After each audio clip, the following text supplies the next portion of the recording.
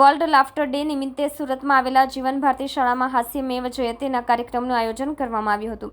આ કાર્યક્રમના મુખ્ય મહેમાન તરીકે પદ્મશ્રી યઝદી કરંજિયા, ગિરીશ લુથરા, વિજયસિંહ, વિરેન્દ્ર કુમાર જેવા અન્ય મહાનુભાવો ઉપસ્થિત રહી કાર્યક્રમની શોભામાં વધારો કર્યો હતો। આ કાર્યક્રમને મુખ્ય ફાઉન્ડર કમલેશ મસાલાવાળાએ હાસ્યથી થતા ફાયદાઓ વિશે માહિતી પૂરી પાડી હતી।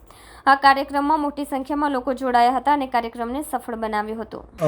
કમલેશ મસાલાવાળા આજે જીવન ભારતી રંગભવનમાં જે આ સરસ મજાના પ્રોગ્રામનું આયોજન થયું હતું તે વિશ્વ હાસ્ય ડે નિમિત્તેના પ્રોગ્રામનું આયોજન હતું અને આખો હોલ મસ્ત ભરાઈ ગયો।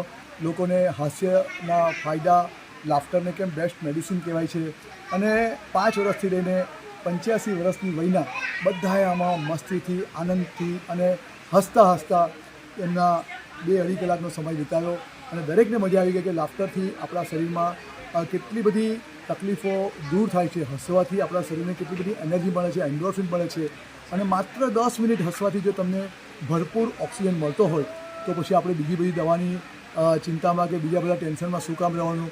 અને કુદરતે મનુષ્ય માત્રને એક જ અદ્ભુત ગિફ્ટ આપી છે, હસવું। તો જો આપણે એનો ઉપયોગ સતત કરતા રહીશું ને તો હું આટલા મારા 25 વર્ષના અનુભવમાં એટલું ચોક્કસ કહી શકું છું કે આપણે 95% બીમારીના શિકાર થતાં બચી જશું। બિકોઝ કહેવાય છે કે આપણા માનવ શરીરમાં ઓક્સિજનની ઉણપ હોય છે ને, કમી હોય છે ને તો આપણે મોટે ભાગના બીમારીના શિકાર થઈ ગયા છે, જે આપણે કોવિડમાં પણ બધાએ અનુભવ્યું છે। તો દુનિયામાં સૌથી સ્વસ્થ રહેવા માટે મનુષ્ય માત્રને કુદરતે અદ્ભુત હસવાની ગિફ્ટ આપી છે। એ તો નથી કોઈ પશુ પંખી કે જાનવરને હસવાની અદ્ભુત ગિફ્ટ કુદરતે આપી નથી, માત્ર મનુષ્યને આપી છે। તો આપણે એનો ઉપયોગ કેમ ન કરીએ, હસતા રહીએ, હસાવતા રહીએ।